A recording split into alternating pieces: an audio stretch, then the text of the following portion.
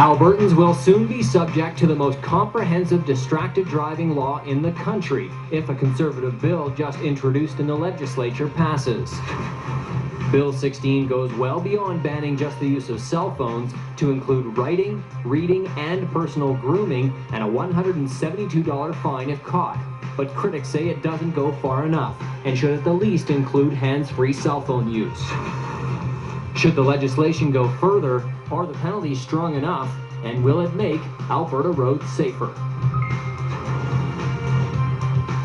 And here with his take on the new legislation, emergency room doctor, Dr. Louis Francescutti. Of course, we've had you here on the show many times before. We appreciate you're also the head of the Coalition for Cell Phone-Free Driving. I guess we should have said in the primer that it's according to the province that this is the most comprehensive distracted driving legislation. Do you agree with that assessment? Well, it could have been. It could have been an actual beautiful piece of legislation that could have made a difference, but unfortunately they're missing some key elements, and the most important one is they think it's okay to allow people to continue to drive talking on cell phones hands-free when the science tells us there's absolutely no difference between handheld or hands-free.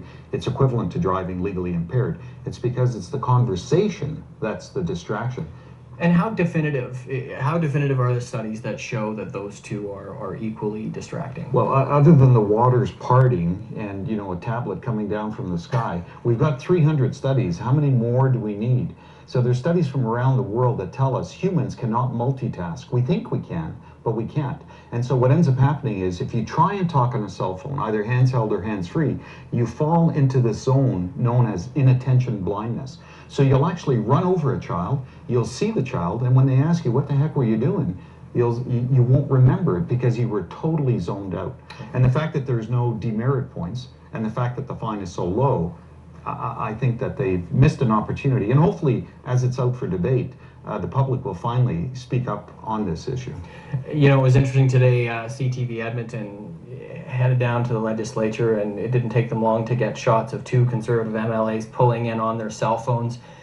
If we've got the definitive evidence, we've got MLAs that are still on cell phones. I mean, why didn't they put it in, and why don't they seem to be taking even their own legislation seriously? Well, one of the big reasons is that they like to use their cell phones while they're driving.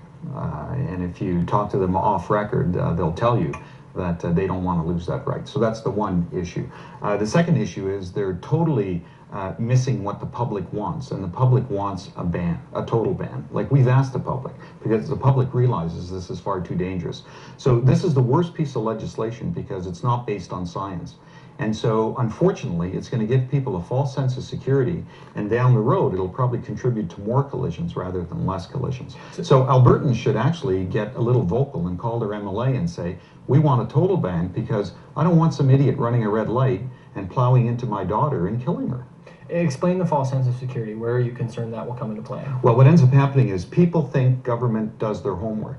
And if the government did their homework, they would have passed legislation based on science. And the science is telling us right now that you can't do it. And that's why Encana and Halliburton and all these other companies that are leaders in the province have a total ban for their employees. So your concern is if someone says, well, the province left hands-free out, so it must be okay. It must be okay. And so it's hard for a parent to then tell the child, don't do it, because they'll say, well, the government said it's okay to do. Okay. You see what I'm saying? We've got distracted and careless driving already on the books. We've just seen an Edson man with a $400+ fine and 6 demerits, I'm assuming, because that typically comes with it. I'm not sure if that was included with this one, but that is part of the penalty. This was for texting.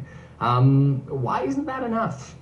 I think that traffic enforcement should be taken away from law enforcement agencies and given to the sheriffs, because the only people that are doing enforcement on a day-to-day basis are the sheriffs in the province. People hate them, but they're doing a great job. Law enforcement agencies think it's more important to chase murderers when there's so many more people that are dying on our roadways that are dying from homicide. So if they don't want to do enforcement properly, then they should give that up to somebody who does want to do it. Now, I know a lot of law enforcement fellows, and they get mad when I say that, but the point is, they're the ones that are supposed to be doing the enforcement. They're not doing it. So give it to the sheriffs, because the sheriffs love to do it, and they're doing a great job. We probably need a few more sheriffs. We probably need about another 2,000 to 3,000 sheriffs just doing traffic enforcement, and it would probably take about 5 years before they would run out of fines to write. That's how bad things are in Alberta. Things are so bad in Alberta, we need distracted legislation. Makes you wonder why other provinces don't need it. It's because their roads are safer than ours. Louis, finally, we've had you on to talk about these issues a couple times now. We certainly appreciate you making the time when you do. But give the folks at home an understanding of your personal stake in this, why you keep banging your head against the wall to see something done. Well, when I was training to be a general surgery resident, I did 4 years of that, I realized that the world didn't need another surgeon, but we needed people that were going to try and prevent these injuries from occurring in the first place. And that's why I left surgery, and I continue to work in emergency. But the need is out there to run a marathon and occasionally sprint.